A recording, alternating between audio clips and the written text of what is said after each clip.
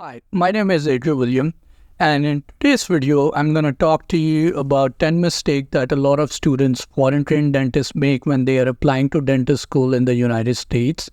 And these are things I've learned from my own mistakes and from the students I've worked with over the past. And hopefully, I'll share these 10 things with you so you can make the best out of them and hopefully acquire an acceptance in this year.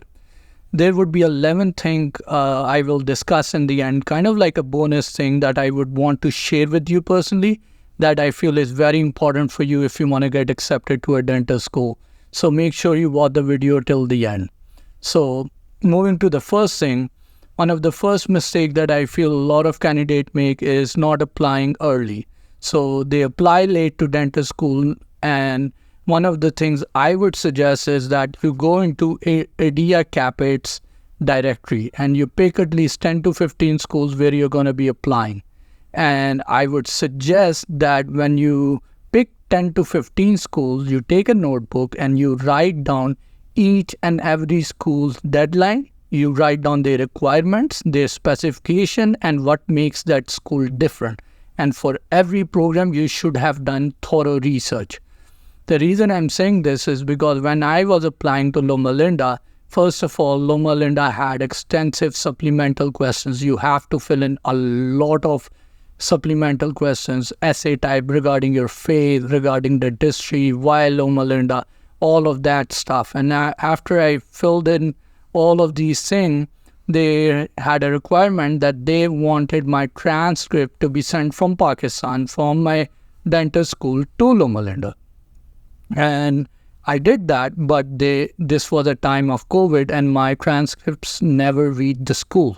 So my money was wasted, my time was wasted, my effort was wasted because I had not done thorough research and I was not prepared.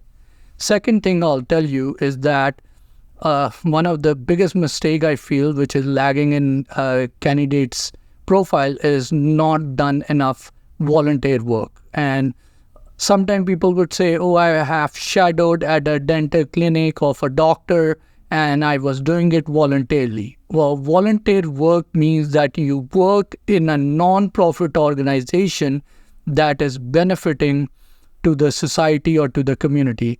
If I go to a dentist who's making money out of his practice and I just do work up there, that's not a volunteer work. So if you want to do volunteer work, find a non-profit organization, a community work like Red Cross, Mission of Mercy, something big which is recognized. The reason I'm saying these names is because they are very credible places. So these names are credible amongst the dental school institution.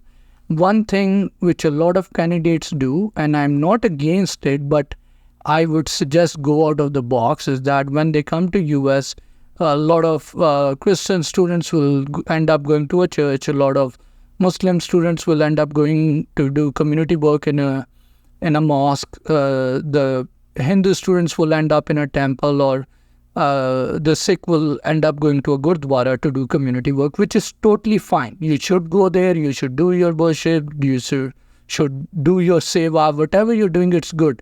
But for the sake of application, for the sake of your personal exposure when it comes to volunteer work, go out of your comfort zone.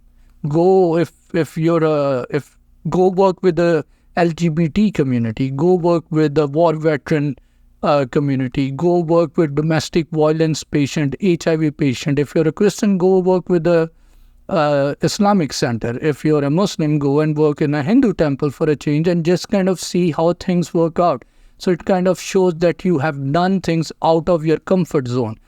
And amongst all the options that you would have, I would still encourage, if you're going to do community work, do it in a recognized non-profit organization. The third thing I would suggest is that when you're applying to dental schools, know the difference between rolling admission and non-rolling admission. Rolling admission are schools where you send your application and whoever sends his profile or their application early, they are picked earlier for interview. Boston is one of these schools. So you should know that if I'm applying to a rolling school, I need to apply as early as possible. On the other hand, non-rolling schools are like UCLA, UOP, where they say that you can apply till the deadline, and when the deadline comes in, the deadline is gone, then we will open up all the application and review it and call people for interview. So know the difference between rolling institution and non-rolling, and then apply as needed. And you should do it timely. The fourth thing that I would mention is that it's regarding your LOR. So a lot of candidates make this mistake where they get stuck because they wanted to upload the LOR. They already decided who the people would be, but their dean is not willing to write them a letter of recommendation or not willing to upload it timely, and it delays everything. One other thing I'll tell you from a letter of recommendation standpoint, which has happened to me myself, is that one of my evaluators uploaded it on CAAPID, and one of the college emailed me that your letter of recommendation is there, but it's not signatured. There are no sign. So out of the 12 schools I applied, there was one school that only notified me. So I had to call my evaluator again. They had to re-upload it, and I informed all the schools that there was a mistake, a glitch, and now the right documentation has been uploaded. So I've heard this thing happening to other people as well. So you want to make sure that it's rightly signatured and and the date has been mentioned on it. And I would encourage you to have your letter of recommendation uploaded on letterhead, which most of the people or institutions are aware of it, but just to let you know, that's an important point. Before moving to the fifth point, I would highly encourage you, I would request you, if you could hit the like button, if you could comment anything, you can mention if you like this video or not, and if you can subscribe to the channel, that would be really helpful, because the YouTube analytics allows people like you and other foreign trained dentists to watch this video if you comment and if you like the video. Now, coming to the fifth thing that I was going to mention is the financial aspect.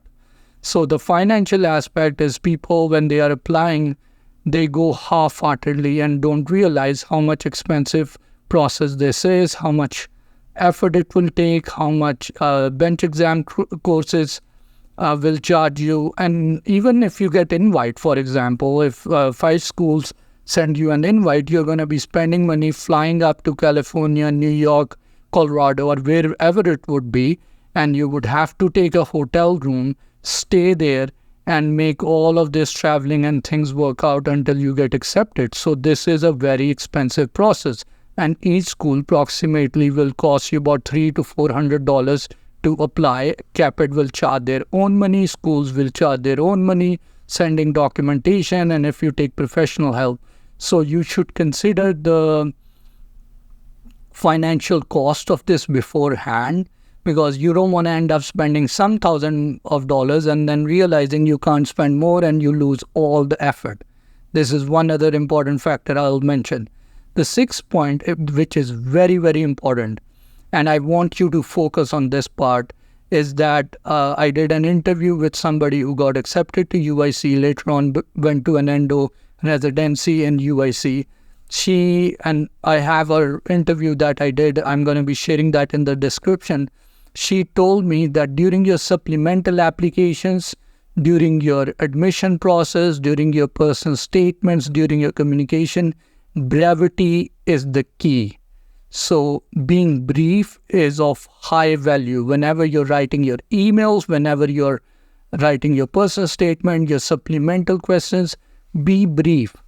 Because a lot of candidates would reach out to me and say, there's a supplemental question which allows 100 characters or 100 words. Should I be filling all of them? And I tell them this is the wrong way to look at it.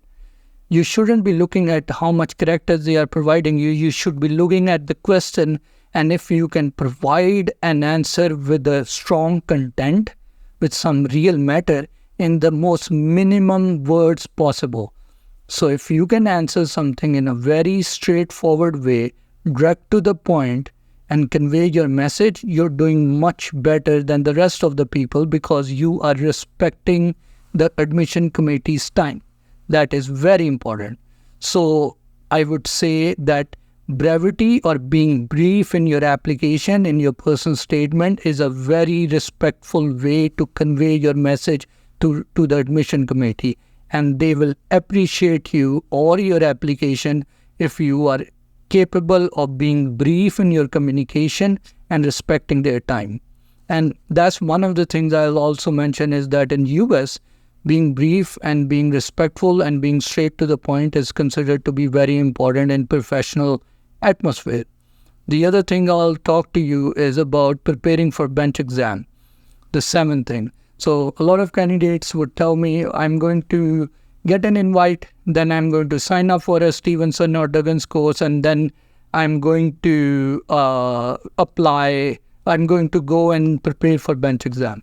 So I tell them that preparing a class 2, preparing a crown prep, you might get an admission call and then you go and work there for 7 or 10 days. But to be honest, somebody who's going to do really good in a bench exam under pressure, because imagine if you're in a bench exam, you're in a new lab, you're not sitting at your home, this is a new environment, you traveled yesterday, you're living in a hotel, you're stressed out, all of your concentration is making sure you pass this exam, so you're very stressed out. And you just practice 10 days and the person sitting next to you has been preparing for 2 years. Who will do better? Obviously, the person who has cut 300 crowns in 1 year. So most of the people who get accepted are those who take the bench exam course either from Stevenson or Dr. Duggins Institute or some other place and then go home and practice every day because it's a muscle memory. The more you practice, the more your muscles develop with class 2, with psychomotor skills, with crown prep, and the better you will do on the day of bench prep. So I would suggest don't delay your bench prep examination till the last time. Start doing it beforehand. Set up something at home and do it. You might say Stevenson is very expensive. Well, if you can't afford it right now, at least start working at home. Take some help from a nearby dentist, from some other friend. And I would like to ask you if you have went to courses or you're planning to go to courses, have you taken Duggins Institute or Stevenson or whichever course you have taken and found helpful? Share it with me in the comment because the best I knew was of Stevenson, but a lot of candidates have mentioned other ones, and I would like to know your feedback or which institute or which course did you find to be most helpful. So you can mention that in the comments so in future I can share it with other people. The 8th point that I would like to talk about is take help. Take professional help, or not even professional. If you're not at a point where you can take professional help, start to reach out to other students, communicate with people who have graduated, find dentists, find alumni, take advice, reach out to people, make contact through Facebook, through social media, find connections and take advice. One of the key things is you should be very careful in your communication when you're asking for help. You should be very brief. That's very important, but you should not be scared of taking help. One of the things I've learned is that people get interview invite and they gave an interview and did not get accepted. Well, fine, if you gave one try and you didn't make it, and then they get another interview invite and they still try to tackle interviews on their own. My recommendation, in all honesty, if you're almost at the crossing line, you're almost there, and if you have to spend a couple of $100 to take some help in the interview, take it. Go ahead. If you're almost at the finish line and you have to spend a little bit to get the last push to get done, do it. That will help you. And one other thing I'll tell you that in March, either it's going to be the weekend of 10th or the next weekend, around 17th, I would be doing a free workshop for interview preparation with CAAPID applicants. So if you're interested to attend a free workshop, you can reach out to me. And you can write in the comment if the March 10th work for you or March 17th. You can write in the comment box, and you can reach out to me on Instagram, and hopefully I'll send you the link to the free workshop for interview preparation for dental school. And hopefully that will help you prepare for the upcoming interviews like Colorado and UCLA, and in future other NYU as well. So I would be discussing interviews preparation with you guys. The next thing that I wanted to talk to you is very important, and this is a mistake a lot of people make, is not able to communicate properly. So when you're asking for help from a colleague, from another dentist, from a student, your communication matters a lot. People they want to help other, but you need to ask in the proper way. The other thing is, when you're communicating with schools, the way you write your email, the way you request things, the way you show your interest is very, very important. I had known people who were supposed to go in for an interview on Zoom. Something happened, the internet got disconnected, or some medical emergency happened. They were not able to attend. But the way they wrote their email, the way they communicated, created so much stress, and it really, I would say, annoys the other person. And I myself have been reached out by people who would write, "Can you do this, doctor, ASAP?" And I would tell them that using the word ASAP is not very polite in US. You should be very careful in your communication in US, because that can tend to make people annoyed, or it can turn them off, and they won't reply back to you. So your communication in your emails, in your phone calls, in your messages, you should be very professional and careful about your words. The 10th point that I would mention to you is that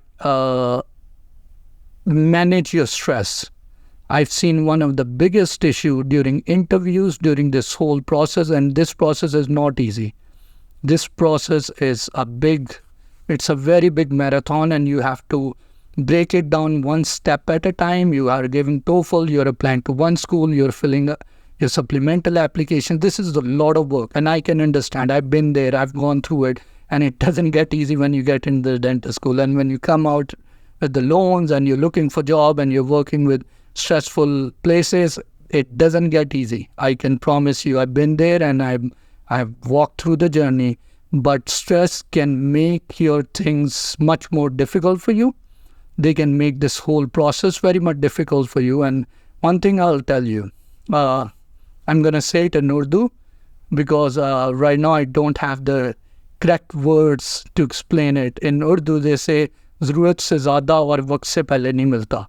The meaning in English is somewhat that you don't get things before the appointed time or more than you deserve. So you need to know that destiny, God, or however you want to look, has an appointed time for you. Yes, you should work hard. You should make sure you do whatever you can, but you shouldn't try to do God's work. Let Him decide the result while you put in your best effort. And that's one of the biggest advice I can give you.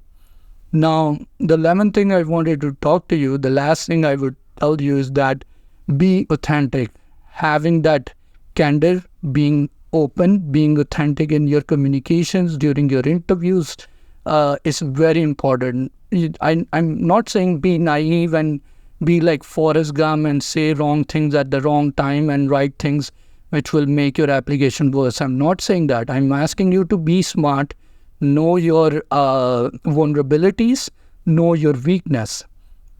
But when you're connecting to other people, when you're communicating with them, make sure you bring the authentic side of yours. And it's never bad to talk about your weakness, as long as you're somebody who's willing to work hard on it. And I can tell you from my own personal story, I'm putting it up in front of you on YouTube, is that I'm coming from a place where I was much more surgically trained. My background or the institution or my home country was never much focused in restorative dentistry because of the socioeconomic status. People didn't have the money to pay for crowns, so they would rather come in and get a tooth extracted. And I was much more trained in surgery. And when I came to US, even during my interviews, UCLA, I had an Asian professor who was asking me questions about restorative, ferrule, and post and core, and my head was giving answer like a surgeon. And he was laughing, and I knew that, and he knew it as well, that I was giving answer from a point of view of a surgeon, and he was asking from a point of view of a restorative dentist. And by the end of the interview, they asked me, do you have any question? And I asked them, well, doc, I have a question that in the past, did you had people got accepted to your program who were coming from a much more surgical background, because in order to retrain them towards restorative dentistry is an effort. And is that something you have done in the past? And I just wanted to ask that. And they knew I was putting up my vulnerability, my weakness. And they said, yeah, we had people in the past who got accepted and we trained them, we teach them, it's totally fine. And eventually I ended up accepting at UCLA. In the same way, there were a lot of obstacles when I was in my dentist school. I wasn't able to take Stevenson dental course, so my restorative tron preps took me way longer, and it was a lot of energy and effort. I had to sit all evenings, work way more than my colleagues, sitting in the lab every day. But I was fortunate that they were God-sent people who were willing to help me in my difficult time, who kept pushing me, who helped me to complete those tasks. And eventually down the line, I think I did pretty good in my school in the restorative side, passed my ADEX, and now I'm a reasonable dentist when it comes to restorative work as well. So vulnerability and weakness is part of us as a human being. Admit it. I tell people, write down your weakness. Accept it, because the faster you will accept it, the faster you will overcome it. And in applications, in interview preps, in anything, I tell people, accept your weakness. That's what will make you as a stronger person, as long as you're willing to work hard on it and as long as you're willing to make the best out of it. So hopefully I'll see you in a more meaningful video. And if you're interested to join the free interview workshop, first of all, comment down there what days work for you, which Sunday work for you, and hit the like button, subscribe to the channel, or you could connect to me on the Instagram, and hopefully I'll send you the link and see you in that free workshop. All the best.